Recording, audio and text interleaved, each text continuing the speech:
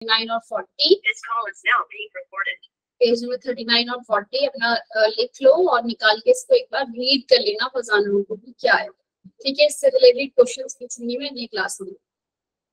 तो आज हम बात करने वाले हैं पोलैरिटी ऑफ बॉन्ड के बारे में। पोलैरिटी ऑफ बॉन्ड क्या है भाई? रियलिटी में ऐसा नहीं हो रहा कि दो एक लाइन जा रही है वहां पे बॉन्ड बना हुआ है, ऐसा कुछ नहीं होता, ठीक है। बॉन्ड ना तो पूरा का पूरा कोवलेंट होता है, ना ही पूरा का पूरा आयनिक।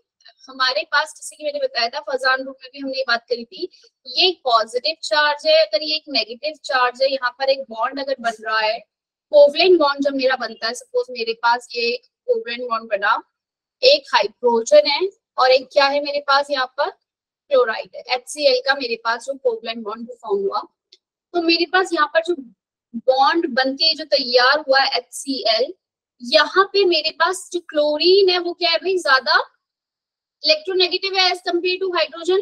भाई इलेक्ट्रोनेगेटिव मतलब पता है ना हमें क्या होता है? Yes ma'am. इलेक्ट्रोनेगेटिव मींस क्या होता है भाई? पिछली क्लास में बताया था, शायद लास्ट क्लास में बात हुई है इलेक्ट्रोनेगेटिव के बारे में। Tendency to attract a shared pair of electron towards itself. बोलो भैया फिर कैपेसिटी, अपनी तरफ इलेक्ट्रॉन क्या करेगा, ये अपनी तरफ जो है इलेक्ट्रॉन जो खींचने की टेंडेंसी, जो ज्यादा इलेक्ट्रोनेगेटिव होगा वो अपनी तरफ क्या करेगा, माइनस चार्ज अपनी तरफ खींच लेगा।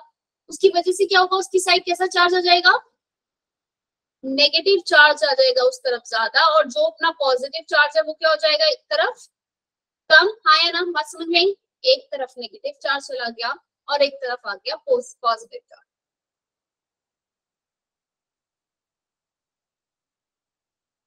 तो मेरे पास HCl है, तो यहाँ पर आ गया मेरे पास पार्शियली नेगेटिव चार्ज। क्यों आया भाई पार्शियली नेगेटिव चार्ज?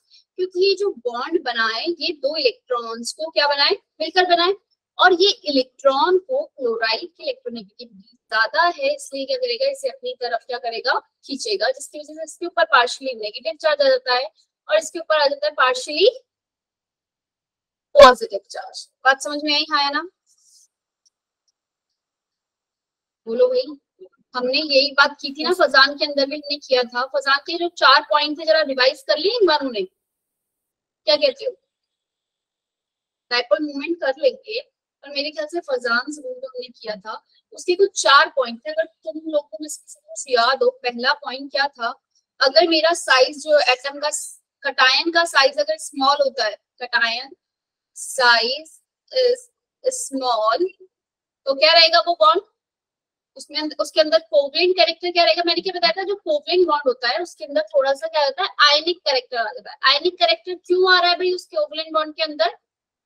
पता है ये बात कि हर एक कोवलेंट बॉन्ड के अंदर कुछ ना कुछ आयनिक कैरेक्टर रहेगा।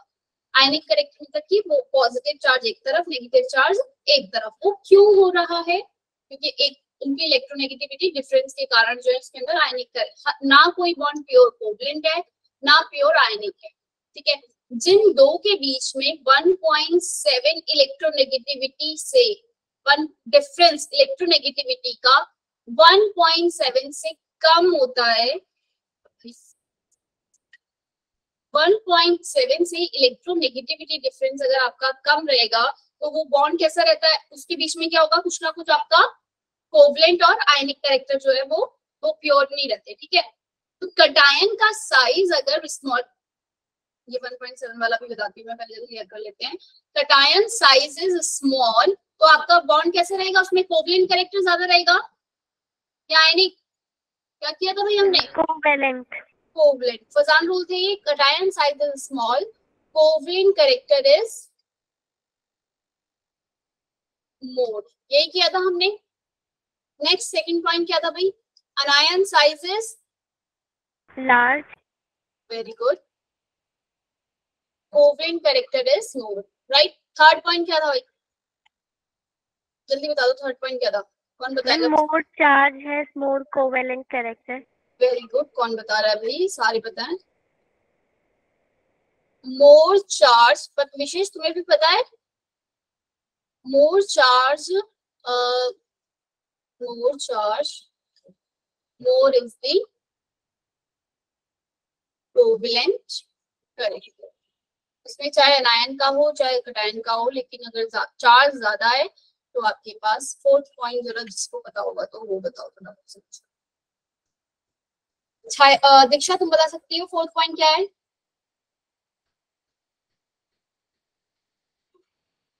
दीक्षा दीक्षा जवाब नहीं देती, अंजलि भी नहीं दे पाएगी। कौन बताएगा? Yogita, Yogita yes ma'am. Fourth point याद है? मैम कंफर्म नहीं है। बताओ बताओ। मैम आयनिक करेक्टर डायरेक्टली प्रोपोर्शनल होता है सॉल्युबिलिटी से। वो तो फजान रूल के अंदर नहीं, वो तो इसके एप्लीकेशन पार्ट है कि अगर आपके पास कोवलेंट कैरेक्टर है तो उसके ज्यादा, जिसका कम कोवलेंट कैरेक्टर है उसमें ज्यादा आयनिक कैरेक्टर होगा, फिर मोर सॉल्युबल होगा वाटर में। हमने सॉल्युबिलिटी के बारे में बात की। सॉल्युबिलिटी में और फैक्टर भी इफेक्ट करते हैं, लैटिस एंथैल्पी और ये सब भी होता है। और हमने क्या बात की थी कोवलेंट कैरेक्टर के अंदर? एक और पॉइंट था आपका जो कि क्या था, अगर मेरे पास स्यूडो नोबल गैस कॉन्फ़िगरेशन है, स्यूडो नोबल गैस कॉन्फ़िगरेशन वाले की कोवलेंट कैरेक्टर क्या रहेगा? Have more covalent character. ये थे मेरे 4 पॉइंट इसके आपके फजान रूल के अंदर, जिसका एग्जांपल हमने किया था ना, NaCl था और कॉपर क्लोराइड, या AgCl ले लो, कोई और ले लो इसके साथ। तो ये copper Cl copper plus 1 state में है, यहाँ पे ये D10 configuration pseudo noble gas configuration show कर रहा है, तो इसका कोवलेंट कैरेक्टर जो है वो NaCl से क्या रहता है? ज्यादा रहता है। और सॉल्युबिलिटी की बात करूं तो हमें पता है इसका कोवलेंट कैरेक्टर ज्यादा है, यानी कि आयनिक कैरेक्टर कम रहेगा, आयनिक कैरेक्टर इसका ज्यादा रहेगा, तो NaCl is more soluble in as compare to copper chloride. Clear है? ऐसी AgCl भी, Ag प्लस में आपकी D10 कॉन्फ़िगरेशन होती है, ये भी आपका क्या रहेगा? Pseudo noble gas configuration show करता है, तो कोवलेंट कैरेक्टर इसमें जो है वो ज्यादा होता है। क्लियर है? बोलो भाई हाँ या ना, समझ में आया? फजान के चारों रूल। अब इसका जो एप्लीकेशन वाला पार्ट है वो एटलीस्ट पढ़ लेना, मैं मतलब उसको पूछूंगी, ठीक है? अगर मेरे पास भाई इलेक्ट्रोनेगेटिविटी डिफरेंस अगर 1.7 से ज्यादा हो जाता है ना, क्या कहा मैंने? If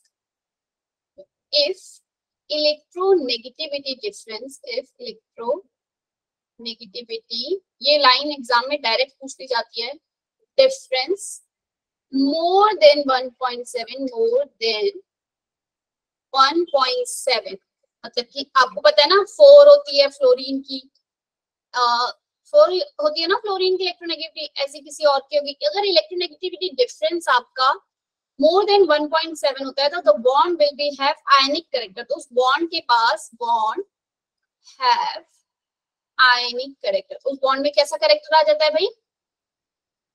ionic character. बात समझ में आ गई? वो अपना तेजी से अपनी तरफ खींच लेगा, नेगेटिव चार्ज एक तरफ चला गया, पॉजिटिव चार्ज बिल्कुल ही अलग हो गया, एकदम आयनिक कंपाउंड को फॉर्म हो जाता है। क्लियर है ये बात?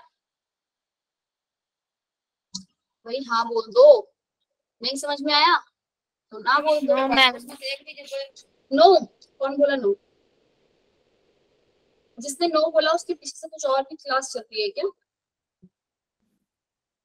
चलो अब जरा ये पोलैरिटी ऑफ बॉन्ड के बारे में बात करते हैं। मैं ना covalent bond is form between two similar atom, भाई एक हाइड्रोजन एक दूसरा हाइड्रोजन, दोनों आपस में कोवलेंट बॉन्ड जब फॉर्म होगा इक्वली अट्रैक्ट करेंगे, भाई कोई ज्यादा नहीं खींचेगा कोई कम नहीं खींचेगा। ऑक्सीजन ऑक्सीजन के साथ ही अगर कोवलेंट बॉन्ड बनाएगा, ऑक्सीजन ऑक्सीजन के साथ, दोनों जितना ये अपनी तरफ खींच रहा होगा उतना ये खींचेगा, तो बताओ यहाँ पे कोई पोलैरिटी जनरेट होगी?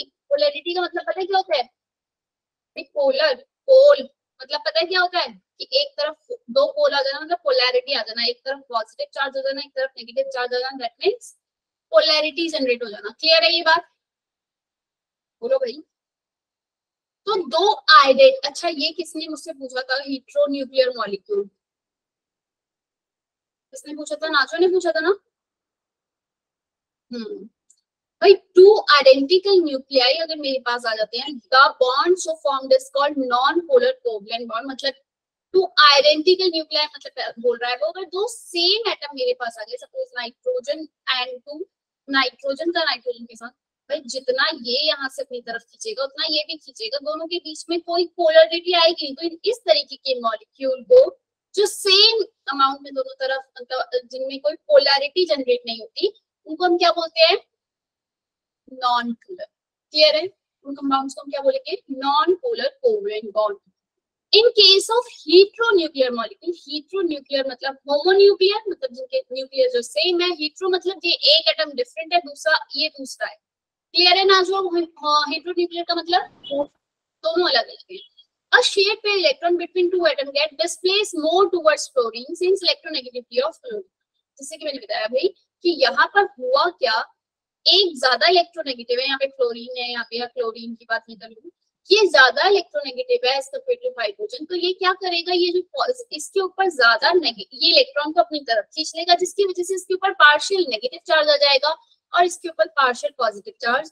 जब भी बॉन्ड फॉर्म होगा तो याद रखना नेगेटिव चार्ज किसके ऊपर आएगा, मोर इलेक्ट्रोनेगेटिव एटम के ऊपर। क्लियर है, मोर इलेक्ट्रोनेगेटिव एटम जो रहेगा, क्या तुम पहचान लोगे कौन ज्यादा इलेक्ट्रोनेगेटिव है कौन कम है। When we move left to right, electronegativity increases. When we move down the group, electronegativity अच्छा एक बात मुझे बताओ, decreases। एक बात मुझे बताओ, क्लोरीन और ब्रोमीन है, किसकी तरफ जाएगा negative charge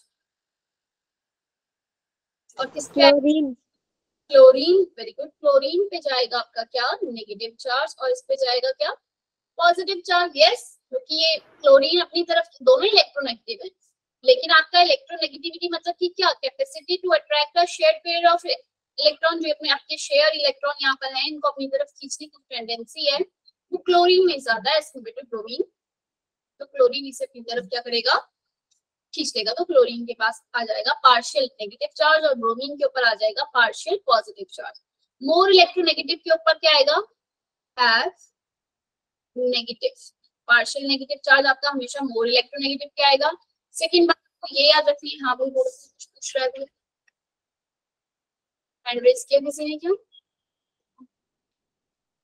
pseudo noble gas configuration क्या होता है पूछ रही है अंजलि।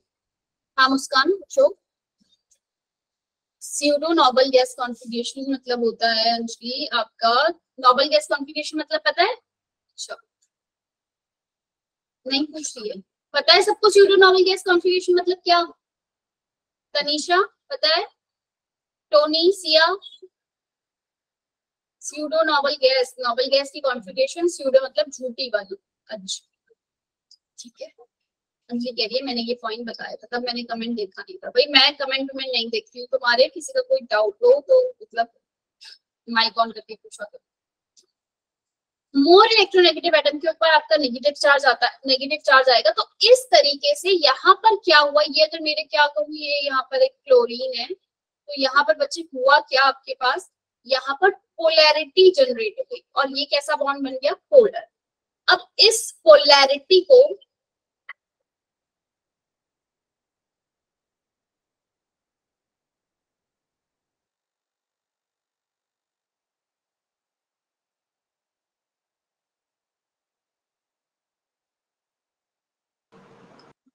ये जो पोलैरिटी मेरी यहाँ पर जनरेट हो गई है, पॉजिटिव चार्ज और ये नेगेटिव चार्ज, यही क्या है मेरा यहाँ पे डाइपोल जनरेट हो गया। क्या जनरेट हो गया भाई, डाइपोल। और इस मूवमेंट, डाइपोल मूवमेंट जो मेरे पास यहाँ पे डेवलप हुआ है, a result of polarization the molecule possesses the dipole moment which can be defined as product of, जिसको हम कैसे निकालते हैं, डाइपोल मूवमेंट को जो शो करते हैं वो म्यू, इस तरीके इससे शो करते हैं, और इसका जो फॉर्मूला है निकालने का वो क्या है, क्यू, मतलब कोई दोनों में से किसी एक का भी चार्ज लेना है, Q multiply by distance between them. Clear है, बोलो भाई डाइपोल मूवमेंट मतलब कि क्या, जो डाइपोल मतलब समझ में आ गया भाई, डाइपोल क्या, क्योंकि पोल जनरेट हो गया तो उसी को हम क्या बोल रहे हैं, डाइपोल मूवमेंट। क्लियर है भाई, सिया, दीक्षा, प्रियंका, कोई है जिसे ना समझ में आई हो ये वाली बात, डाइपोल मूवमेंट क्या होता है। डाइपोल मूवमेंट मतलब कि क्या, आपका वहां पे पोल जनरेट हुआ, एक तरफ पॉजिटिव एक तरफ नेगेटिव, और उसी पोल को जो है उसको मेजर करने के लिए, मतलब कितना डाइपोल मूवमेंट जो वहां पे हुआ है, उसका फॉर्मूला है magnitude of charge multiply by distance. ठीक है, उन दोनों का जो बीच का जो डिस्टेंस है वो। अब डाइपोल मूवमेंट की जो यूनिट है, किससे यूनिट करते हैं उसे, डी बाय यूनिट। याद रखना क्या, किससे डिनोट कर रहे हैं उस यूनिट को, डी बाय। डी बाय को आप डिनोट कर रहे हो कैपिटल लेटर के टी से, और यूनिट याद रख लेना, डिबाई बोलते हैं इसे, जो कि किस में होती है, आपका जो चार्ज है वो कूलम में रहेगा। भाई एक चार्ज का वैल्यू पता है किसी को क्या होती है? अगर मेरे पास एक पॉजिटिव एक नेगेटिव एक पॉजिटिव चार्ज है, इसकी वैल्यू क्या होती है? 1.66 10 की पावर -19 होती है कूलम। Yes ma'am. है ना? और ऐसे आपका यहाँ पे डिस्टेंस जितना भी रहेगा वो आपका रहेगा किसमें? मीटर में। ठीक है, डिस्टेंस आपको रखना है किसमें? मीटर में। चार्ज आपका कूलम। और 1/1 टू आपका होता है 1 × 10 की पावर -18 ESU। ये आपकी एक मतलब स्मॉल यूनिट है। जैसे मीटर को आप सेंटीमीटर में कन्वर्ट करते हो ना, इसी कूलम के लिए ESU है। अभी इसकी फॉर्म मुझे नहीं पता। Further dipole movement is vector quantity. Second point आपको क्या याद रखना है इसका? सेकंड पॉइंट डाइपोल मूवमेंट के लिए क्या? डाइपोल मूवमेंट एक वेक्टर क्वांटिटी है। वेक्टर पढ़ा है कहीं? नहीं पढ़ा? यस मैम पढ़ा है। आ गया। Dipole movement is vector quantity. क्या मतलब होता है भाई वेक्टर क्वांटिटी? आपने कहाँ पढ़ा है? मैम जिसका मैग्नीट्यूड एंड डायरेक्शन दोनों होता है। Yes ma'am. इसमें मैग्नीट्यूड और डायरेक्शन जो है वो दोनों होता है। और कुछ बस इतनी डेफिनेशन ही पता है ना आपको, जो हमने क्लास 10th में पढ़ते हैं, वेलोसिटीज। नो मैम आगे भी पता है। फिजिक्स में पढ़ लिया वेक्टर क्वांटिटी की? Yes ma'am. Vector of addition. अरे बाद महक और मुस्कान दोनों नजर आ रही है। नहीं तो एक दिन मुझे महक दिखेगी, अगले दिन मुझे मुस्कान में दिखेगी। ऐसी सिया और सोनिया में भी दिखता है मुझे। कांगी को सिया और सोनिया आई है तो सोनिया नहीं है क्लास में। चलो भाई, वेक्टर क्वांटिटी के अंदर मेरे पास अगर एक डायरेक्शन इस तरफ से एक मतलब एक अगर मेरी इधर को डायरेक्शन जा रही है, अगर मेरे पास एक अपवर्ड है और एक हॉरिजॉन्टल है, तो मेरी जो रिजल्टेंट डायरेक्शन होगी वो किस साइड होगी? इस साइड। यस, ऐसे ही कुछ पढ़ा है। ऐसी वेक्टर क्वांटिटी जो होती है वो क्या होती है? सम। मतलब कि अगर मेरे पास एक इस तरफ डायरेक्शन है जो मेरा यूज होने वाला है, यहाँ पे मैं सिर्फ इतना ही बता रही हूँ, एक डाइपोल मूवमेंट मेरा इस तरफ को जा रहा है और एक डाइपोल मूवमेंट है जो मेरा इस तरफ को जा रहा है, तो मेरा जो रिजल्टेंट डाइपोल रहेगा, अगर ये दोनों रहेंगे, तो वो कैसा रहेगा? बीच में, मतलब इसकी। क्लियर है? हाँ या ना? समझ में आया क्या? ये बोल दो हाँ या ना, बता दो। Yes ma'am. ठीक है, तो अभी जो मेरे पास इलेक्ट्रॉन शिफ्ट को मैं एरो से इस तरीके से दिखाती हूँ। Shifting of electron density is represented by crossed arrow. मतलब ऐसे दिखाऊंगी मैं किसी को, अगर मेरे इलेक्ट्रॉन, मुझे बताना है कि इसमें HF वाला जो बॉन्ड मेरा बना है HF, यहाँ पे मुझे बताना है कि मेरा जो डाइपोल मूवमेंट है वो किस तरफ जा रहा है। तो मैं बताऊंगी वो इस तरफ ही होगा भाई डाइपोल मूवमेंट। नेगेटिव चार्ज की तरफ ये वाला एरो रहेगा, पॉजिटिव चार्ज की तरफ ये। क्लियर है? डाइपोल मूवमेंट को इस तरीके से आपको शो करना है। अगर मुझसे पूछ लिया जाए भाई CO2 मॉलिक्यूल का डाइपोल मूवमेंट बताओ कितना होता है CO2 का, या ये पोलर है या नॉन पोलर? अगर तो भाई इसका डाइपोल मूवमेंट 0 आ गया तो ये हो जाएगा आपका नॉन पोलर। और अगर कुछ ना कुछ डाइपोल मूवमेंट आ जाएगा तो मैं कहूंगी कुछ वैल्यू है तो ये पोलर। CO2 मुझे बताओ कैसे इसकी हाइब्रिडाइजेशन होती है? CO2 की CO2 का हाइब्रिडाइजेशन क्या आएगा? Z की वैल्यू क्या आ रही है यहाँ पे? Tanisha ma'am 2। Very good Yogita. Z की वैल्यू भाई क्या आ रही है? कार्बन की होती है 4 और मोनोवेलेंट एटम लेना होता है ऑक्सीजन। डाइवेलेंट है तो उसे मैं लिखूंगी। Z की वैल्यू आ गई मेरे पास 2। हाइब्रिडाइजेशन आ गई मेरे पास sp। क्लियर है? और आपका ये मॉलिक्यूल की जो स्ट्रक्चर होगी वो कैसी होगी? लीनियर। ठीक है, CO2 ऐसे ही बनेगा। अब मुझे बताओ क्या इसका कुछ डाइपोल मूवमेंट होगा या ये नॉन पोलर होगा? थोड़ा अपने अंदाजे से ही बता दो कुछ। तुम्हें एरो के कटने का इधर उधर जाने से उससे कुछ पता चल रहा हो तो? मैम होगा। और कोई? तनिषा, प्रियंका राय, प्रिया, भारती, नरगिस। नरगिस आजकल तुम क्लास में कम बोलती होगी। गौरव सिंह कौन है भाई? भाई CO मॉलिक्यूल के बीच में तो पोलैरिटी है, क्योंकि CO मॉलिक्यूल की अगर बात करूं, ऑक्सीजन ज्यादा इलेक्ट्रोनेगेटिव है, अपनी तरफ जो इलेक्ट्रॉन को अट्रैक्ट करेगा और इस तरीके से जो डाइपोल है वो इस तरफ को जनरेट हो जाएगा। ऐसे ये वाला CO भी अपनी तरफ को खींचेगा और ये वाला डाइपोल। ओवरऑल डाइपोल मूवमेंट क्या हो जाएगा भाई? जीरो होगा या नहीं होगा? CO मॉलिक्यूल की अगर मैं बात करूं, CO सिर्फ CO में तो आपका डाइपोल मूवमेंट होगा, लेकिन CO2 में नहीं होगा। क्यों नहीं हो रहा भाई? Dipole movement is a vector quantity and it has a कैसी प्रॉपर्टी रहती है इसके पास? एडिशनल और सब्ट्रैक्शन वाली। मतलब अगर ये ऐड हो रहा है, एक ही तरफ को जा रहा है तो मैं ऐड करूंगी, और अपोजिट जा रहा है तो क्या कर दूंगी? इनको आपस में सब्ट्रैक्ट करूंगी। ठीक है भाई, समझ में आई बात? गुड। अब जरा मुझे इसका बताओ, अगर मेरे पास एक CO2 या जरा NH नहीं, NH नहीं, BF3 की बात करते हैं, BF3 इसके बारे में बात करते हैं। क्या यहाँ पर डाइपोल मूवमेंट होगा या नहीं? दीक्षा, प्रियंका, अमरीश, टोनी समझ में आ रहा है? कहाँ गया टोनी? है क्लास में? टोनी तो गायब हो गया। टोनी आया ही नहीं क्या इस क्लास में? मैं आया था। कहाँ गया फिर? टोनी आंसर देके कहाँ चला गया? होगा मैम। होगा कैसे?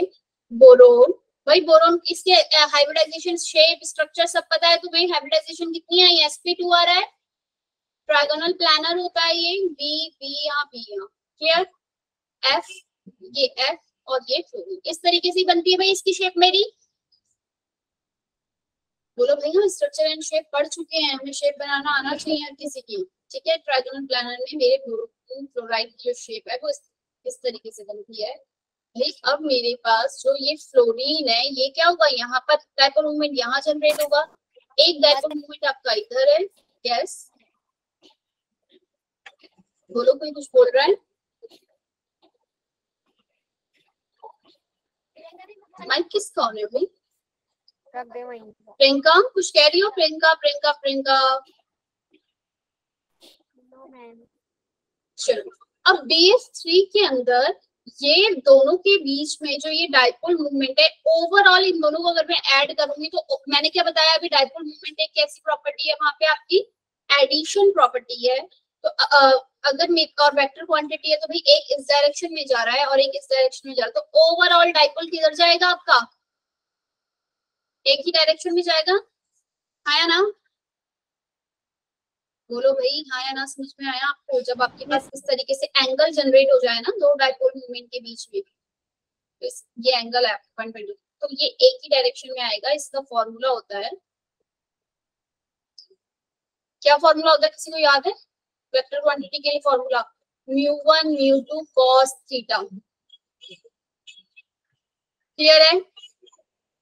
बोलो भाई, इन दोनों का जो ये cos थीटा करके जो एंगल लगा के ओवरऑल जो आएगा आपका म्यू, उसको मैं मेजर करूंगी तो वो आपका इस तरीके से एक ही डायरेक्शन की तरफ आएगा, इस तरफ। और इधर जो और ऊपर एक ऊपर की तरफ जा रहा है ये वाला, तो दोनों आपस में एक दूसरे को कैंसिल आउट करेंगे या नहीं करेंगे? एक ऊपर और एक नीचे। बोलो भाई आया ना? समझ में आया? Yes ma'am. ये आपस में कैंसिल आउट हो जाएगा और आपके पास cos 180 की वैल्यू कितनी होती है? cos 180 की वैल्यू कितनी होती है, किसको पता है? बोल दो भाई प्रिंस, 10th में तुम ट्रिग्नोमेट्री पढ़ के आ चुके हो। cos 180 degree is equal to 0 होती है क्या? मुझे नहीं पता, मैं तुमसे पूछ रही हूँ, मेरा थोड़ी है मैथ्स। मैम 0 होती है योगिता, योगिता को पता है। प्रिया, ऋषु, cos 180 मैम 0 ही होती है। अंजलि तो कह रही है माइनस का 1 होती है। नहीं मैम, -1 नहीं होती। अरे भाई अंजलि ने तो दुविधा में डाल दिया, मेरे को भी तो 0 ही पता थी भाई। है भाई? मैम -1 होती है। -1 होती है cos 90 और cos 90 cos 90 मैम 0। अरे cos 90 1 होती है। मैम नहीं भाई 0 उल्टा होती है। बोल रही है। हाँ, cos 90 0 होती है तो cos 180 भी 0 होती है भाई। नहीं नहीं नहीं, यस मैम। मुझे भी याद आ गया। cos 0 इक्वल टू आपका होता है 1, cos 90 आपका क्या हो जाता है भाई? 0। मेरे ख्याल से तो cos 90 अगर आपका 0 होता है तो cos 180 भी आपका क्या होता होगा, 0। बाकी मैं देख नो मैम 1 होता है माइनस वन -1। दे रखी है गूगल में। -1 दे रखी है। यस अरे मैम। भाई कहाँ Yes, थी ma'am. मैं इस चेक करने, चलो छोड़ो छोड़ो छोड़ो छोड़ो छोड़ो छोड़ो छोड़ो, इसके बारे में बाद में बात करेंगे, अभी तो हम जो पढ़ रहे हैं वो करते हैं। NH3 मॉलिक्यूल भाई, और याद रखना है आपको डाइपोल मूवमेंट हमेशा लोन पेयर की तरफ जो है जाएगा। लोन पेयर आपका ज्यादा इलेक्ट्रोनेगेटिव होता है एज कंपेयर टू अदर। अब मेरे पास एक NF3 मॉलिक्यूल है, ठीक है, और मेरे पास एक है NH3। ये क्वेश्चन मतलब तुम्हारे CBSE का इतना इंपॉर्टेंट क्वेश्चन है। अगर इस चैप्टर में से एक क्वेश्चन ये वाला और एक क्वेश्चन आता है आपका ये कि कटायन और अनायन के साइज वाले की, और इस वाले चैप्टर में तो और भी बहुत सारे क्वेश्चन है मॉलिक्यूलर ऑर्बिटल से VBD से, लेकिन एक क्वेश्चन ये है आपका NF3 और NH3 में डाइपोल मूवमेंट जो है किसका ज्यादा होगा और किसका कम, ये क्वेश्चन चल गया। एक बात मैंने तुम्हें क्या बता दी कि अगर आपके पास ये लोन पेयर आ जाता है तो डाइपोल मूवमेंट हमेशा किस तरफ मूव करेगा आपका, जिस तरफ क्या है आपके लोन पेयर। क्लियर है? अब मुझे बताओ किसका डाइपोल मूवमेंट यहाँ पे ज्यादा होगा। Ma'am NH3। क्लोरीन का। क्लोरीन वाले का ज्यादा होगा। Yes ma'am. अरे तमन्ना जरा देखो इधर, ये अपनी तरफ यहाँ ऐसे खींच रहा है और ऐसे ही ये सारे के सारे अपनी तरफ खींच रहे हैं, तो मुझे पता है कि इन तीनों का ओवरऑल सम जो होगा वो एक डाउनवर्ड डायरेक्शन में होगा इसका डाइपोल मूवमेंट। यस, और यहाँ पर जो डाइपोल मूवमेंट है नाइट्रोजन लोन पेयर की तरफ गया इधर, और नाइट्रोजन और हाइड्रोजन में भी ओवरऑल जो डाइपोल है वो किसकी तरफ जाएगा, नाइट्रोजन की तरफ। बात समझ में आई? यहाँ पर फ्लोरीन ज्यादा इलेक्ट्रोनेगेटिव था, इसलिए ओवरऑल डाइपोल मूवमेंट आपका फ्लोरीन की तरफ यानी कि डाउनवर्ड गया और यहाँ पर अपवर्ड। जब ये दोनों एक दूसरे के अपोजिट जा रहे हैं तो ये कुछ कैंसिल करेंगे, हालांकि ये एग्जैक्ट कैंसिल नहीं करेंगे क्योंकि वो लोन पेयर खींच रहा है और यहाँ फ्लोरीन खींच रहे हैं, तो एग्जैक्ट कैंसिल आउट नहीं कर रहे, पर कुछ ना कुछ डाइपोल जरूर आएगा। लेकिन यहाँ पर तो दोनों के दोनों सम हो रहा है, इन दोनों का सम, तो ऑफ कोर्स इसमें जो सम हो रहा है यहाँ तो क्या आएगा भाई आपका, ज्यादा ही आएगा। Mu is greater for greater dipole movement, NH3 का क्या होता है, ग्रेटर होता है। बात समझ में आई? नहीं? Okay ma'am. आगे क्लियर हो गया? अब जरा कुछ और एग्जांपल देख लो। BF3 हो गया, बेरिलियम फ्लोराइड हो गया। जरा मुझे बताओ अगर मेरे पास कुछ ज़ेनॉन O3 का बताओ।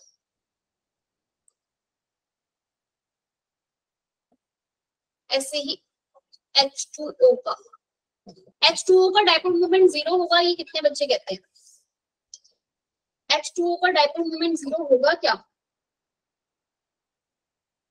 ना जो बोल रही है 0 होगा। किसका? H2O भाई, अगर मैं इसकी शेप बनाऊं तो इसकी शेप लीनियर नहीं होती है। H2O की शेप मेरी कैसी बनती है, बैंड। यस भाई, मेरे पास जो ये लोन पेयर है ये अपनी तरफ खींच रहे होंगे कुछ इलेक्ट्रॉन यहाँ से। यस और नो?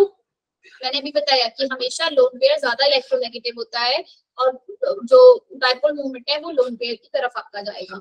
ऐसी ऑक्सीजन और हाइड्रोजन में कौन ज्यादा इलेक्ट्रोनेगेटिव है, ऑक्सीजन ज्यादा इलेक्ट्रोनेगेटिव है, तो अभी भी नीचे वाले भी किस तरफ जा रहा होगा, ये डाइपोल इसी तरफ जाएगा और ओवरऑल डाइपोल अपवर्ड ही जाएगा। दोनों तरफ अपवर्ड ही जा रहा है, तो क्या ये 0 होगा या कुछ वैल्यू आएगी इसकी? मैम वैल्यू होगी, कुछ ना कुछ वैल्यू होगी। अगर क्वेश्चन एग्जाम में आ जाए H2O और H2S, इन दोनों में डाइपोल मूवमेंट किसका ज्यादा किसका कम?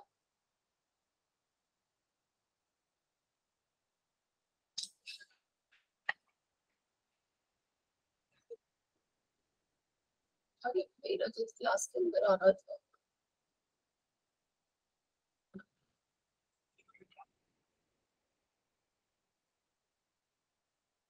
बोलो भाई प्रिया प्रिंस।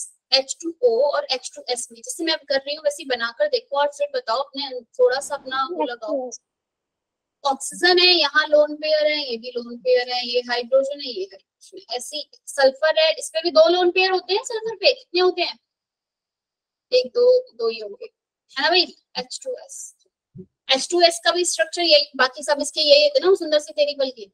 भाई ये इलेक्ट्रोनेगेटिव इसके ज्यादा है तो इसमें डाइपोल ज्यादा जनरेट होगा ना, ऑक्सीजन ज्यादा इलेक्ट्रोनेगेटिव होता है एज कम्पेयर टू सल्फर, आया ना।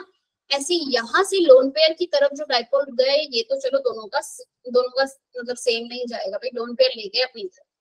ऑक्सीजन और हाइड्रोजन में कौन ज्यादा इलेक्ट्रोनेगेटिव है भाई? ऑक्सीजन। तो यहाँ जो डाइपोल जनरेट होगा वो ज्यादा होगा as compare to sulphur, yes और नो? सल्फर में ऑक्सीजन में ज्यादा इलेक्ट्रोनेगेटिविटी है तो डाइपोल यहाँ पे ज्यादा जनरेट होगा, तो डाइपोल मोमेंट H2O का ज्यादा होता है, जो कि 1.85, याद नहीं रखना आपको, 0.95 मतलब ये ज्यादा होता है H2। क्लियर है, हाँ या ना, समझ में आई बात? अब ले लो एक एग्जांपल ले लेते हैं हम AB4 टाइप मॉलिक्यूल का, CH4 CHCl3, बताओ जरा CH4 का डाइपोल मोमेंट क्या होगा मीथेन का? टेट्राहेड्रल 1 2 3 कुछ आएगा या 0 आएगा, ये बताओ जरा मुझे। नाचो। हाइड्रोजन हाइड्रोजन हाइड्रोजन, यहाँ पर जो डाइपोल मोमेंट 0 आएगा, 0 आ जाएगा, क्योंकि यहाँ जो डाइपोल है वो इस तरफ जनरेट हो रहा है ना, कार्बन ज्यादा इलेक्ट्रोनेगेटिव है, और इधर अगर मैं डाइपोल की बात करूं तो वो इस तरफ जनरेट होगा। और एक सम प्रॉपर्टी है जैसे कि बताया भाई, ओवरऑल डाइपोल किस तरफ हो जाएगा? इस तरफ। दोनों एक दूसरे के अपोजिट हैं, ये इस तरफ आ रहा है, ये इस तरफ जा रहा है, दोनों एक दूसरे को कैंसिल आउट करेंगे क्योंकि इक्वल अमाउंट से एक दूसरे को क्या कर रहे हैं, एक दूसरे को क्या कर रहे हैं, कैंसिल कर रहे हैं। ये इस तरफ आ रहा है और ये वाला इस तरफ, म्यू इक्वल टू क्या हो जाएगा आपका 0। क्लियर है, हाँ या ना? ऐसे ही CHCl3 में कुछ ना कुछ डाइपोल आपका निकलेगा भाई, निकलेगा या नहीं निकलेगा?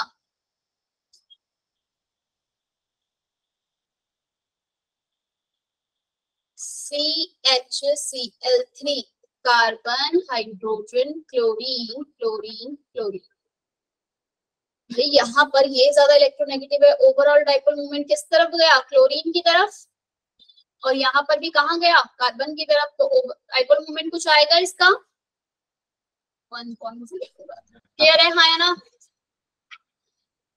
बोलो भाई, डाइपोल मोमेंट समझ में आया या नहीं आया? जिससे रिलेटेड क्वेश्चन कर लोगे अपनी बुक में। ये 1.04 कैसे लिखा आपने? अरे ये बस ये तुम्हें याद ही रखना, मैंने तो बुक में से देख के लिख दिया, ठीक है? तुम्हें याद रखना। हो सकता है ऐसा हो सकता है कि दो वैल्यू देती 1.04 और CH4 और पूछ लिया किस वाले का डाइपोल मोमेंट कौन सा है बताओ, तो तुम्हें पता है CH4 का तो 0 होता है, तो इसको 0 लिखोगे, जो बचा हुआ दूसरा उसको ये लिखोगे, क्योंकि क्वेश्चन ऐसा था जो मेरे पास लिखे उसमें क्वेश्चन लिखे मैं तो ये।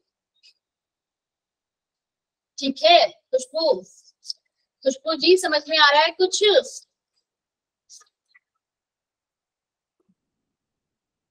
जी मैम। चलो, अगर समझ में आ रहा है तो एक स्ट्रक्चर जरा हम कुछ और लेके देखें, स्क्वायर प्लानर टाइप का। अभी मैंने एक और लिया था Xenon O3। भाई Xenon O3 की जरा शेप बताओ क्या होगी? इसी बात पे Xenon O3 की जरा हम शेप स्ट्रक्चर इस बारे में बात कर लें। Xenon O3 बताओ भाई, शेप क्या होगी इसका? Z की वैल्यू क्या आ रही है Xenon के लिए? 4 आई मैम 3 कैसे आई? सॉरी 4 भी नहीं आएगी। Z की वैल्यू कितनी आ रही है Xenon O3 के लिए? Xenon का होता है 1/2 और A 4 ही आ रही है भाई। sp3 नहीं हो सकता भाई।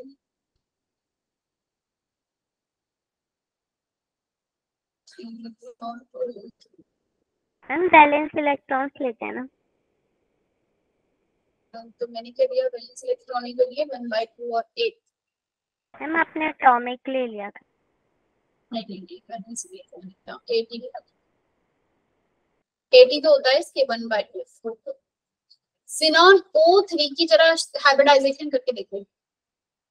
हाइब्रिडाइजेशन बताओ भाई Xenon O3 का क्या होगी?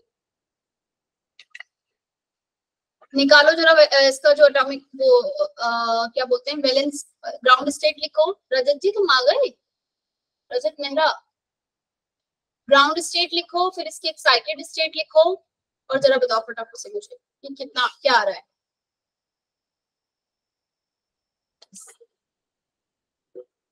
और आपको पता है कि हम पाई बॉन्ड जो होता है उसको क्या करते हैं, उसको नहीं लेते। ठीक है, पाई बॉन्ड जो होगा उसको हाइब्रिडाइजेशन में नहीं लेते हैं। अब बताओ क्या होगा। अब ये sp3 क्या होगा। ज़ीनॉन का एटॉमिक नंबर कितना होता है, 4 वैलेंस इलेक्ट्रॉनिक कॉन्फ़िगरेशन 8 होगी ना, वैलेंस एटॉमिक नंबर जो होते हैं 8 होते हैं। 1/2 करूंगी इक्वल टू कितना आया नंबर 4, और 4 के लिए जो हाइब्रिडाइजेशन होती है वो क्या आती है आपकी sp3। अरे भाई हाँ है ना, कोई जवाब। Yes ma'am. इसका तो आया sp3 इसकी हाइब्रिडाइजेशन आ गई भाई। इसकी जो शेप स्ट्रक्चर वो क्या होगी, ज़ीनॉन sp3 मतलब कि ज्योमेट्री में बात करूं, अगर मुझसे ज्योमेट्री पूछी जाए तो मैं क्या कहूंगी, sp3 की ज्योमेट्री क्या रहती है, टेट्राहेड्रल। टेट्राहेड्रल।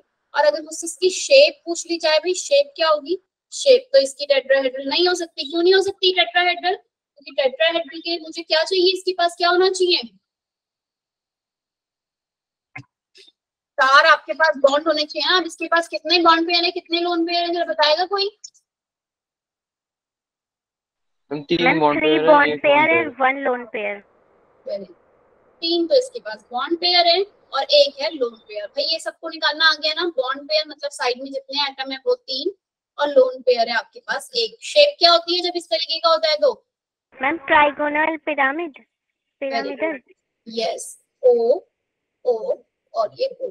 तो इसकी जो शेप होगी वो क्या होगी, ट्राइगोनल पिरामिडल। अब बताओ मुझे जरा इसके डाइपोल मोमेंट के बारे में क्या होगा, जल्दी से सोच के बताओ क्या होगा। ये कुछ आएगी वैल्यू या कुछ भी नहीं आएगी, क्या होगा, पोलर होगा, नॉन पोलर होगा, क्या होगा।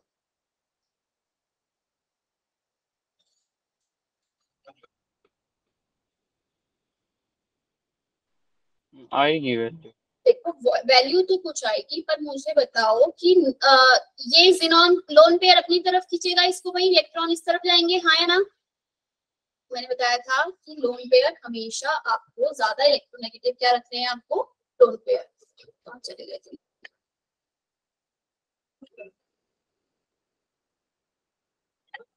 बोलो भाई, तनिषा, ऋषु, समझ में आया।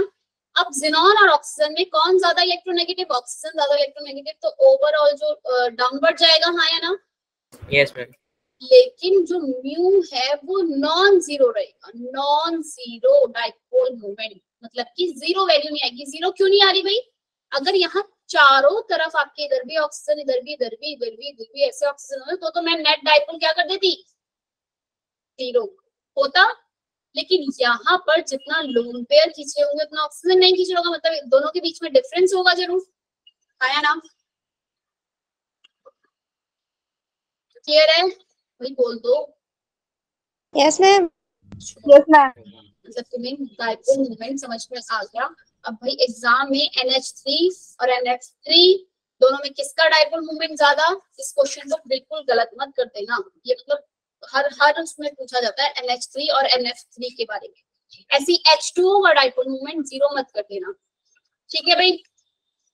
ठीक है मैम। अब जरा डाइपोल मोमेंट से रिलेटेड और जरा कुछ एग्जांपल्स देख लेते हैं। ये सारे आपने कर लिए जीरो डाइपोल मोमेंट वाले। अच्छा ज़ीनॉन F4 एक और बता दो जरा। ये म्यू आपका जो है डाइपोल मोमेंट जो होता है वो इक्वल टू होता है आपका, अगर आपके पास दो डाइपोल मोमेंट इस तरीके से दिखा रहा है ना, वैसे ही कहीं आएगा नहीं आपका, मतलब मैंने नहीं देखा आज तक इससे रिलेटेड। इसके लिए आप क्या करोगे, जो नेट डाइपोल मोमेंट रहेगा वो क्या रहेगा, μ1 μ2 प्लस μ1 μ2 का cos थीटा का अंडर रूट। क्लियर है, cos थीटा, ये रहेगा आपका नेट डाइपोल मोमेंट निकालने की वैल्यू। क्लियर हुई बात, समझ में आई। नेट डाइपोल मोमेंट मतलब कि क्या, जब जैसे दो डाइपोल मोमेंट दिए हैं तो उनके बीच में कुछ एंगल बन रहा है ना, तो ये वाला डाइपोल मोमेंट प्लस ये वाला डाइपोल मोमेंट, फिर μ1 μ2 cos थीटा और अंडर रूट। क्लियर है, हाँ है ना, नहीं। Yes ma'am. अब आ जाओ जरा ज़ीनॉन F4 का बताओ, PCl3 के बारे में बताओ, उसका डाइपोल मोमेंट क्या रहेगा। ज़ीनॉन F4 बताओ जरा जल्दी से पहले, ज़ीनॉन F4 PCl5 और ऐसी P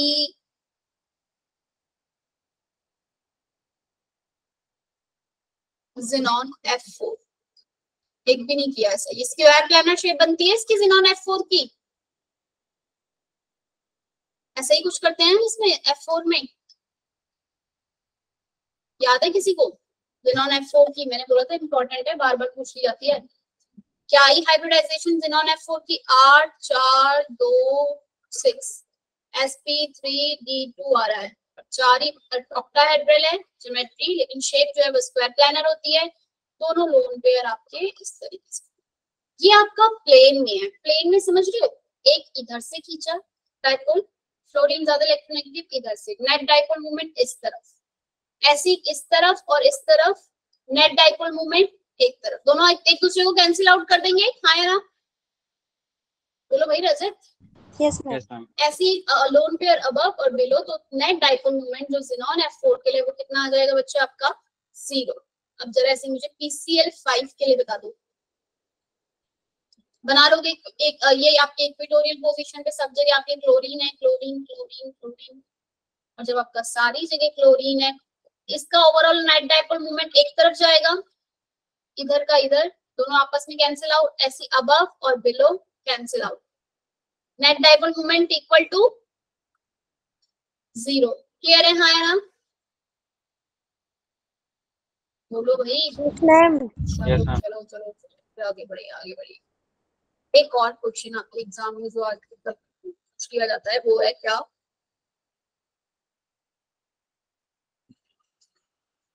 सम एक है HF, HCl, HBr और HI, नेट डाइपोल मूवमेंट पूछा है भाई, किसका ज्यादा किसका? अब HI का ज्यादा भाई, Yes, ma'am. जिसने बोला HI का ज्यादा उसने ठीक ठीक भाई अंदाजा लगाया। Mu is equal to formula है Q multiply by distance between them, और डिस्टेंस जो है वो HI में ज्यादा आएगा, आएगा नहीं आएगा भाई? आयोडीन का साइज बढ़ा है, as we move down the group sizes increases, तो उसने भाई इस फॉर्मूले के हिसाब से देखा जाए तो आयोडीन आपका ज्यादा आएगा। लेकिन एक दूसरी बात और है, इन दोनों के बीच का जो डिफरेंस है, फ्लोरीन क्या होता है भाई? चार्ज की अगर मैं बात करूं, फ्लोरीन अपनी तरफ ज्यादा नेगेटिव चार्ज आ जाएगा, फ्लोरीन में कम पॉजिटिव है ना, क्योंकि फ्लोरीन ज्यादा इलेक्ट्रोनेगेटिव है क्लोरीन से। क्लोरीन ने इतनी ज्यादा अपनी मतलब इतनी ज्यादा उससे नहीं खींचा, ऐसी ब्रोमीन ने भी ज्यादा नहीं लिया, तो चार्ज के अकॉर्डिंग देखा जाए तो किसका ज्यादा होगा भाई? फ्लोरीन का ब्रोमीन का। जब इस तरीके से दो चार्ज और डिस्टेंस के बीच में अगर बात आई है तो हम चार्ज को चूज करते हैं, चार्ज की वजह से HF का डाइपोल मूवमेंट ज्यादा होता है। क्लियर है ये बात प्रियांशी? लिख लो इसे, HF का dipole, HF then HCl then HBr, HI का ऑर्डर है। इसका HF का डाइपोल मूवमेंट ज्यादा होता है, क्यों? क्योंकि दोनों के बीच में इलेक्ट्रोनेगेटिविटी डिफरेंस ज्यादा है ना भाई। हाँ या ना? ठीक है। नेक्स्ट आपको ये जो दो दिख रहे हैं आपके यहाँ पे कंपाउंड, CH एक बेंजीन रिंग है और एक लगा यहाँ पे क्लोरीन और क्लोरीन, डाइपोल मूवमेंट क्या रहेगा आपका? 0। यहाँ से यहाँ ये अपनी तरफ खींचेगा और ये यहाँ से ऐसी, एक तरफ CH3 है और दूसरी तरफ क्लोरीन है भाई। यहाँ तो क्लोरीन अपनी तरफ लेगा, पर CH3 इतना इलेक्ट्रोनेगेटिव नहीं है जितनी बेंजीन रिंग, तो कौन रहेगा? बेंजीन रिंग अपनी तरफ खींचेगी, तो इसका तो net dipole movement not equal to 0 आएगा। क्लियर है? हाँ या ना? बोलो बोलो बोलो, समझ में आई ये वाली बात? एक और बात, क्या आपको पता है कि मुझे कैसे पता चला कि CH3 और बेंजीन रिंग में आपका बेंजीन रिंग जो है वो ज्यादा इलेक्ट्रोनेगेटिव है, मतलब वो ज्यादा अपनी तरफ जो है ज्यादा इलेक्ट्रोनेगेटिव? कोई बता सकता है? तनीषा, तमन्ना, बेंजीन और मिथाइल ग्रुप में आपका जो बेंजाइल जो ग्रुप लगा हुआ है वो ज्यादा इलेक्ट्रोनेगेटिव है। मैंने कल की क्लास में हमने किया था triple bond sp hybridization, double bond sp2 hybridization, और सिंगल बॉन्ड क्या था भाई मेरा? sp3 hybridisation. और इसमें हमने s कैरेक्टर की बात की थी यहाँ पे एस कैरेक्टर कितना है 50%, यहाँ पे आपका 33.3%, यहाँ पे आपका 25% आएगा। कोई है जिसे नहीं पता ये एस कैरेक्टर कैसे निकालना है? महक, एस लिखना है एक ऑर्बिटल, टोटल ऑर्बिटल 2 डिवाइडेड में 2 मल्टीप्लाई बाय 100% निकालनी है। जैसे कि एस ऑर्बिटल 1 है डिवाइडेड में टोटल ऑर्बिटल कितने हैं sp2 के अंदर? 3 ऑर्बिटल होते हैं sp2 में, तो डिवाइडेड बाय 3 करा, मल्टीप्लाई बाय 100 करा। क्वेश्चन है एग्जाम में इसका पी कैरेक्टर पूछ लिया, कितना निकाल लोगे P character? 3 divided total orbital 4, 75% निकल जाएगा। भाई जवाब दे दो, ऐसे मत सो। वर्षा, नींद आ गई क्या? उठो वर्षा जी। नरगिस, अरे तुम सो जाते हो यार 1 घंटे बाद, अभी 15 मिनट और पढ़ना है।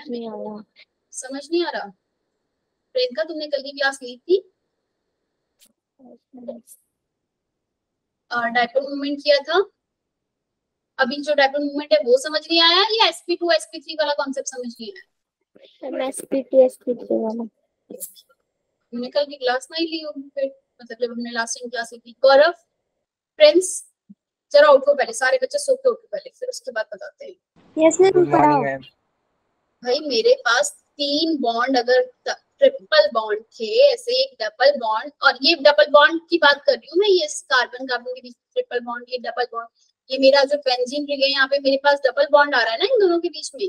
ऐसे एक सिंगल बॉन्ड आता है आपका CH3 इथेन के अंदर, ठीक है ना, ऐसे ये CH है, ये आपका CH2 CH2, कोई मॉलिक्यूल बना लेते हैं। चलो अगर नेक्स्ट समझ में आ रहा, ट्रिपल बना लेते हैं।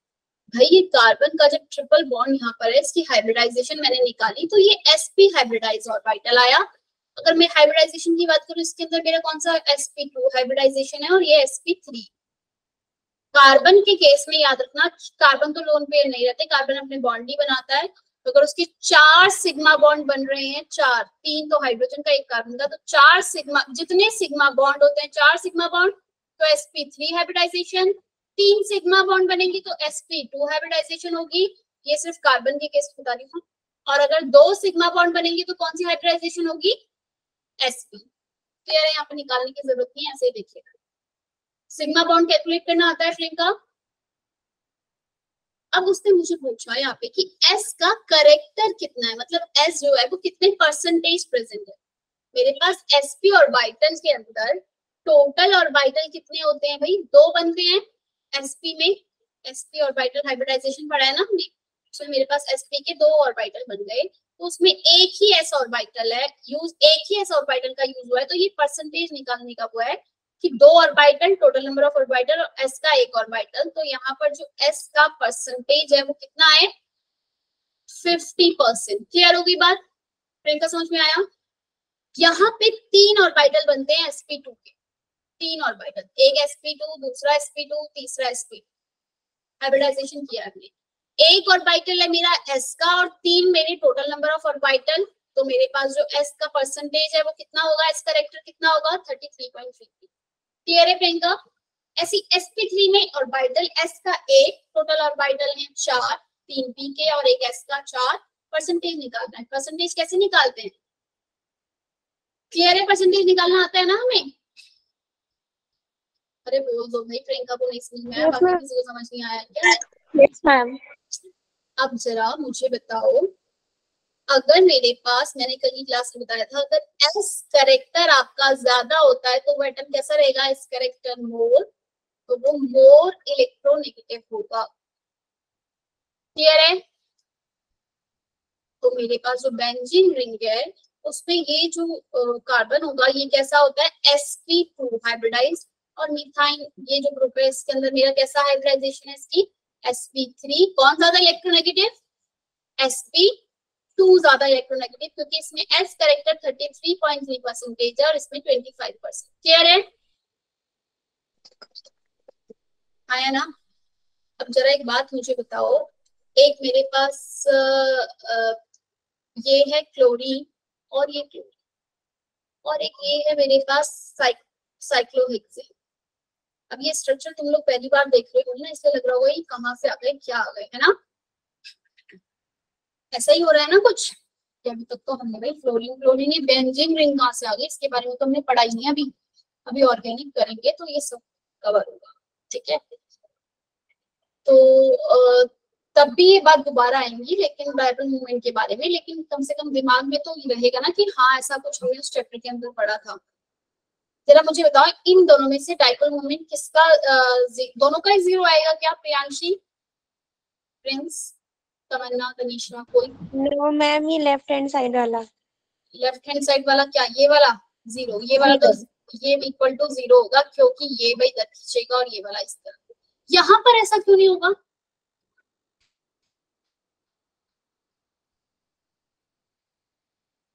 साइक्लोहेक्सेन, ये जो डाइक्लोरोसाइक्लोहेक्सेन मेरा बना है, यहाँ पर क्यों नहीं ऐसा होगा भाई? यहाँ पर क्या दिक्कत होगी? यहाँ पर भी मैं ऐसे क्यों नहीं कर रही हूँ कि ये अबव दी और ये बिलो दी कर दो और डायपोल मोमेंट यहाँ पर जीरो हो जाएगा इक्वल टू, पर यहाँ पर डायपोल मोमेंट जीरो नहीं होता। अब जरा रीजन सुन लो ध्यान से क्यों। बेंजीन रिंग जो होती है वो एक प्लानर मॉलिक्यूल है। प्लानर मतलब समझ रहे हो, एक ही प्लेन में है, जबकि जो ये साइक्लोहेक्सेन वाला ये वाला जो मॉलिक्यूल है आपका, ये आपका प्लानर नहीं है। यहाँ पर ये साइक्लोहेक्सेन एक प्लेन में है, सॉरी बेंजीन बनाते मैंने, साइक्लोहेक्सेन एक प्लेन में है और ये अबव द प्लेन है क्लोराइड, और एक क्लोराइड आपका क्या है भाई? Below the plane. बात समझ में आई कैसे है? स्ट्रक्चर समझ में आ रहा है?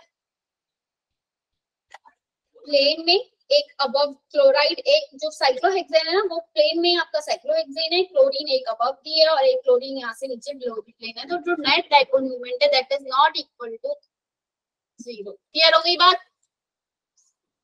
बोलो भाई, बेंजीन एक प्लानर मॉलिक्यूल होता है, वो एक ही प्लेन में, मतलब इस तरफ और एक क्लोरीन उस तरफ, लेकिन यहाँ पर जो क्लोराइड लगे हुए हैं वो एक अबव और एक बिलो, मतलब अलग अलग है प्लेन। क्लियर है? प्रियंका समझ में आया? नरगिस, नाजो, आदित्य क्लियर है? Aditya? Yes ma'am. Good. Yes ma'am. एक क्वेश्चन और एग्जाम में जो पूछा जाता है डायपोल मोमेंट से रिलेटेड, वो ये है कि आपके पास ये OH है इधर भी और इधर भी OH, एक ऑर्थो भी लगा लिया, चलो एक ऑर्थो वाला भी कर लेते हैं OH। इस भाई अभी से सीख लो ऑर्गेनिक का ये वाला पार्ट, इसको हम ऑर्थो पोजीशन बोलते हैं। जो ठीक अभी हम पढ़ेंगे ऑर्गेनिक में, ठीक है? ये ऑर्थो है, ये पैरा है और ये क्या है आपकी मेटा पोजीशन। ये वाली एक छोटी ये वाली पोजीशन मेटा होती है, ये वाली पैरा, ठीक है? किसी की रिस्पेक्ट में ये दोनों आसपास लगे हुए हैं, ये होगी ऑर्थो, इसको बोलते हैं पैरा। आगे करेंगे, भी डायपोल मोमेंट के बारे में पढ़ रहे हैं तो वो देखते हैं। इनमें से बताओ डायपोल मोमेंट किसका जीरो होगा? मेटा। किसका ज्यादा? ऑर्डर लगाना है, किसका ज्यादा किसका कम। सबसे ज्यादा भाई किसका? ऑर्थो वाले का। क्यों ऑर्थो वाले का क्यों ज्यादा भाई? इन दोनों के बीच में बॉन्ड एंगल क्या होगा भाई? बॉन्ड एंगल इन दोनों के बीच में जो बन रहा है वो क्या बनेगा? कुछ कम बन रहा है। तो ऑर्थो का जो बॉन्ड एंगल रहेगा वो क्या रहेगा आपका? सबसे ज्यादा। तो इसका डायपोल मोमेंट क्या रहेगा आपका? सबसे ज्यादा। देन आपका आ गया कौन सा? मेटा। उसके बाद कौन सा आ जाएगा भाई? पैरा। क्या मेरा इसका डायपोल मोमेंट जीरो होगा?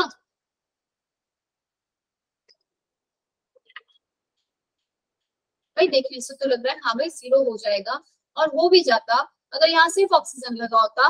लेकिन यहाँ पर एक डायपोल ये दोनों भी जनरेट कर रहे हैं, ये ऑक्सीजन और एक ये हाइड्रोजन, दोनों मिलकर। बात समझ में आई? तो इसलिए इसका कुछ ना कुछ डायपोल मोमेंट आ जाएगा। क्लियर है? ड्यू टू ऑक्सीजन और हाइड्रोजन की वजह से। बोलो भाई, यहाँ तक समझ में आया? Yes ma'am. नहीं समझ में आया हो तो एक बार नोट्स को पढ़ लेना, नेक्स्ट क्लास में पूछ लेना। आपके पास ये नोट्स अवेलेबल हैं। Which of the following molecule should have, जरा बता दो, what is the increasing order of dipole moment? Question number 10 example का दिख रहा है? आंसर भी लिखा हुआ है। What is the increasing order of ionic character? Sorry, ionic character के बारे में बात की है। Selenium, sulphur, oxygen. क्या होगा भाई आयनिक करेक्टर? आयनिक करेक्टर मुझे पता है भाई, अनायन का साइज अगर बढ़ा तो कोवलेंट करेक्टर ज्यादा होता है, तो आयनिक करेक्टर कम होगा, हाँ या ना?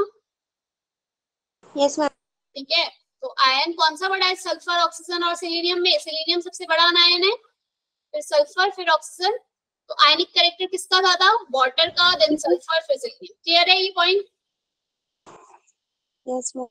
नेक्स्ट आ जाओ, which of the molecule should not have mu equal to 0? Dipole moment किसका 0 नहीं है? H2 में 0 रहेगा, CO2 एक लीनियर मॉलिक्यूल है 0, फ्लोरीन में भी 0, SO2 का 0 रहेगा, हाँ या ना? No, ma'am. नहीं रहेगा। SO2 और SO3 के डायपोल मोमेंट के बारे में जरा डिस्कस करो। पहले तो इनकी स्ट्रक्चर देख लो जरा क्या होती है। बैंड शेप होता है SO2, भाई बताओ, बैंड शेप होता है ना SO2, और SO3 अरे भी गलत है, एक ही लोन पेयर आएगा उसका। SO3 कुछ ऐसा शेप होती है इसकी, SO3 की। दोनों में किसका डायपोल मोमेंट ज्यादा होगा, SO2 का या SO3 का? SO2 का। SO3 का क्या आ जाएगा डायपोल मोमेंट? अंजलि, अंजलि कुमारी, अंजलि दोनों में से कोई बोल दो। अमरीश, SO3 का डायपोल मोमेंट क्या आएगा?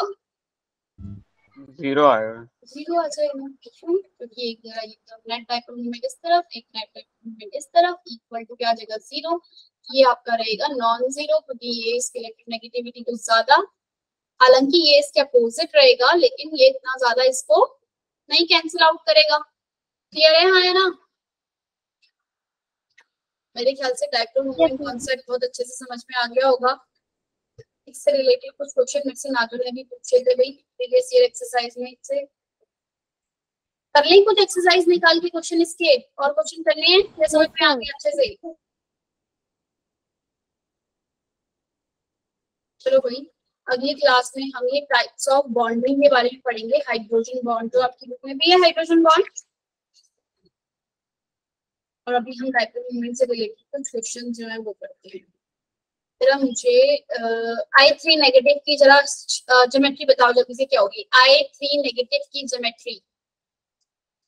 Z की वैल्यू फाइंड आउट करो फटाफट, ज्योमेट्री बताओ क्या आएगी इसकी। I3 नेगेटिव की ये पोलैरिटी वाली क्वेश्चन, I3 नेगेटिव की ज्योमेट्री बताओ जरा। क्वेश्चन करके देखा करो भी, ऐसे बिना करे काम नहीं चलेगा। आता है तुम्हें तब भी निकालो, किसी ने जवाब नहीं दिया। Z की वैल्यू कितनी आएगी I3 नेगेटिव के लिए? I3 नेगेटिव, Z की वैल्यू कितनी आई? 7, 8, 9, 10 डिवाइडेड 2 आ गया, 10 डिवाइडेड 2 सबका। प्रियंका आया? प्रियंका नहीं आया? आदित्य,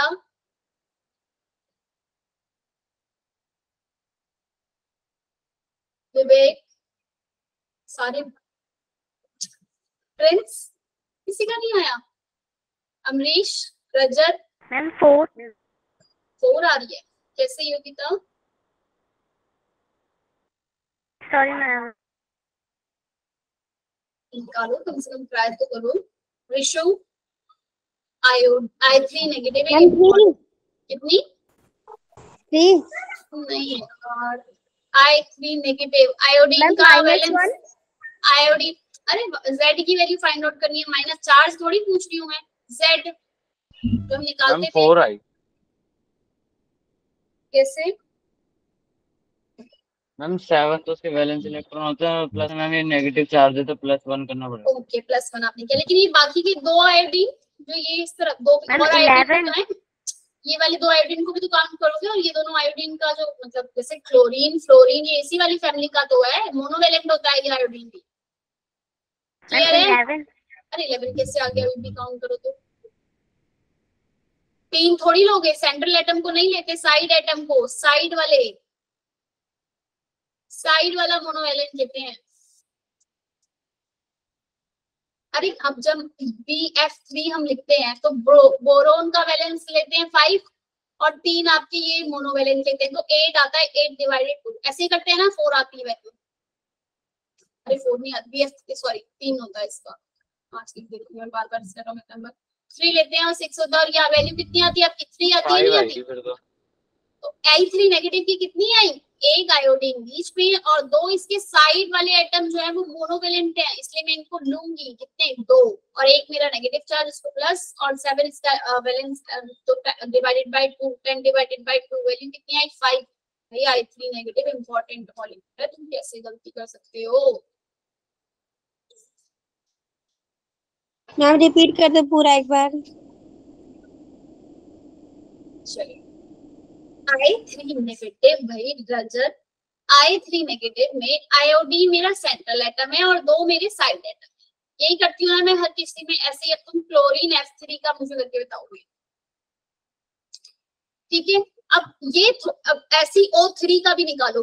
अब ये जरूरी थोड़ी है मेरा जो सेंट्रल एटम है इसको ये काउंट करूंगी मैं मोनोवेलेंट वाले। सेंट्रल एटम मेरा हो गया, इसका वैलेंस एटॉमिक मतलब वैलेंस शेल में कितने इलेक्ट्रॉन होते हैं 7, साइड एटम कितने हैं 2। क्योंकि ये मोनोवेलेंट है इसलिए मुझे इनको लिखना होगा, तो मैं कितने लिखूंगी 2।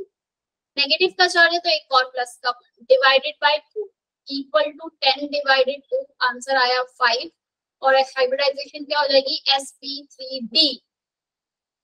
क्लियर हुई बात, बोलो भाई हाँ या ना। हाँ, रिएक्शन दे दे, क्या क्या कह रहे हो। रिएक्शन दे देते हैं सब, आयन आने होता है। अच्छा आयन आयन नहीं, O3 का निकाल कर रखते हैं। ऑक्सीजन का वैलेंस शेल में कितने होते हैं 6। ऑक्सीजन के साइड में जो एटम लगे हैं 2 ऑक्सीजन, ये दोनों डाइवैलेंट एटम को नहीं लिखते, डिवाइडेड में 2, आंसर आया 3। हाइब्रिडाइजेशन कितनी हो गई, क्या हो गई इसकी sp2, sp2 हाइब्रिडाइजेशन हो गई। ज्योमेट्री पूछेंगे O3 की तो ट्रायगोनल प्लानर होगी, लेकिन अगर शेप पूछी जाएगी तो क्या होती है बेंड होती है। यस आया मैम। ना, ठीक है ठीक है। यही ऐसे शेप निकालना सीख लो, जो सारे मॉलिक्यूल्स हैं आपके पास उनको करते जाओ। जरा क्वेश्चन बताओ, विच हाइड्रोजन इज मोस्ट पोलर, कौन सा सबसे ज्यादा पोलर होगा। भाई मुझे पता है पोलर कौन सा ज्यादा होगा, जिनमें इलेक्ट्रोनेगेटिविटी डिफरेंस ज्यादा होगा वो ज्यादा पोलर होंगे। आंसर बताओ कौन सा होगा, थर्ड फोर्थ। फोर्थ। क्यों, आयोडीन क्या फ्लोरीन से ज्यादा इलेक्ट्रोनेगेटिव है। जिनके दोनों के बीच में इलेक्ट्रोनेगेटिविटी डिफरेंस बच्चे ज्यादा होगा वो ज्यादा पोलर होंगे ना। डिस्टेंस वाला कॉन्सेप्ट फिर तुम यूज कर रहे हो कि जी डिस्टेंस बड़ा है इसलिए आयोडीन का ज्यादा हो गया। फ्लोरीन ज्यादा इलेक्ट्रोनेगेटिव है, वो अपनी तरफ ज्यादा खींच लेगा। पोलैरिटी मतलब क्या, हाँ। एक तरफ ज्यादा पॉजिटिव हो जाना, एक तरफ कम, मतलब एक तरफ ज्यादा नेगेटिव हो जाना, एक तरफ। फ्लोरीन ज्यादा है ना आपके पास, ज्यादा इलेक्ट्रोनेगेटिव है तो ज्यादा नेगेटिव चार्ज इस तरफ आ गया। पोलैरिटी कहाँ ज्यादा इंक्रीज कर जाएगी आपकी, इधर। क्लियर है, ऐसे इसमें भी कर सकते हो। The most polar bond CH NH SH OH, electronegativity किसकी ज्यादा है इन सब में, ऑक्सीजन की। बोलो भाई हाँ या ना।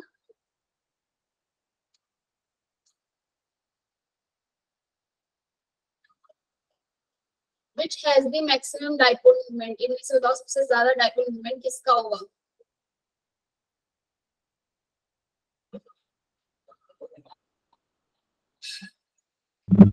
फर्स्ट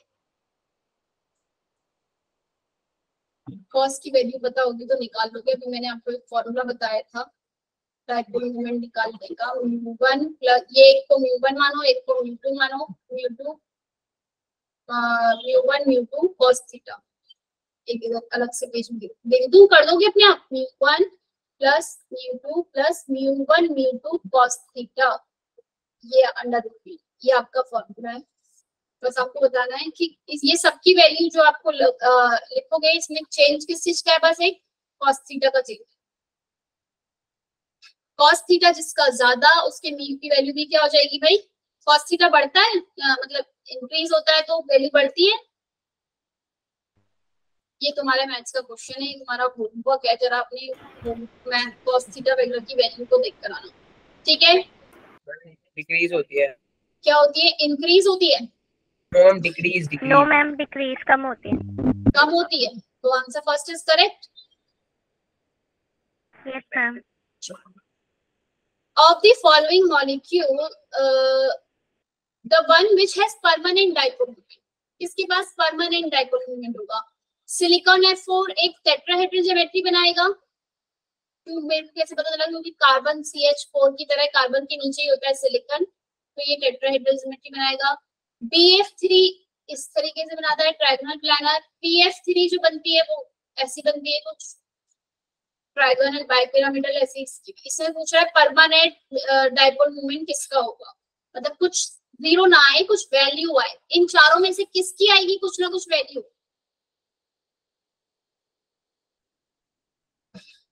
ये लास्ट क्वेश्चन है, जल्दी से बता दो। मैम दूसरा। एक है सिलिकॉन F4, एक है मेरे पास BF3, एक है मेरे पास PF3 और एक है मेरे पास PF5। भाई ये सारे के सारे एग्जांपल में कर चुकी हूँ, तो बता चुकी हूँ।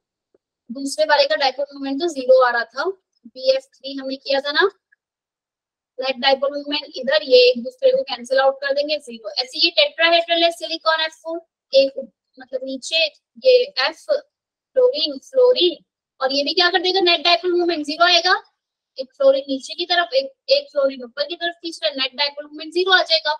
PF3 और PF5 मैंने अभी तुम्हें बताया है, PF5 को बताया है, किया है ना PF5, बचा क्या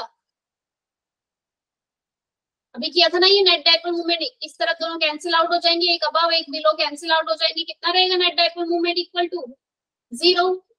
PF3 का बताओ जरा, ज्योमेट्री बताओ, PF3 की शेप बताओ और जल्दी से बताओ मुझे क्या आएगा। PF3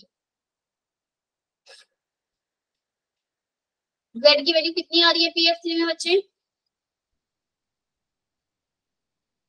तो sp3d आया आंसर। मुझे पता है कि sp3 में 4 3 तो मेरे बॉन्ड पेयर हैं और एक 2 मेरे लोन पेयर हैं। यस, ओ सॉरी सॉरी सॉरी सॉरी, 5 जमा 3 8 1 4 sp। अरे भाई कितनी आ रही है? S4 आई ना, sp3d नहीं sp3। चलो अब बताओ, सॉरी sp3 sp3 हाइब्रिडाइजेशन आई इसकी 4, जिसमें से 3 है बॉन्ड पेयर और एक है मेरे पास लोन पेयर। कैसी शेप होगी इसकी? Trigonal. Very good, trigonal pyramidal आपकी इसमें शेप होगी। क्या इसका कुछ ना कुछ डाइपोल मूवमेंट होगा ना, जीरो तो नहीं हो जाएगा। एक तरफ लोन पेयर है और दूसरी तरफ फ्लोरीन है, तो net dipole movement is not equal to zero.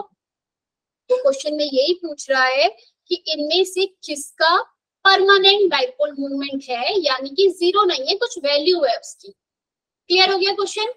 तो सिलिकॉन F4 एक टेट्राहेड्रल है, सब कैंसिल आउट हो रहे हैं। BF3 ट्रायगोनल प्लानर है, सब कैंसिल आउट हो रहे हैं।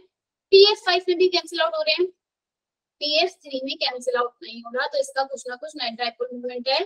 तो आंसर इज थर्ड। क्लियर है? हाँ बोल दो भाई। Yes ma'am. नहीं समझ में आया तो ना बोल दो, 5 मिनट लगा के और पढ़ लेंगे।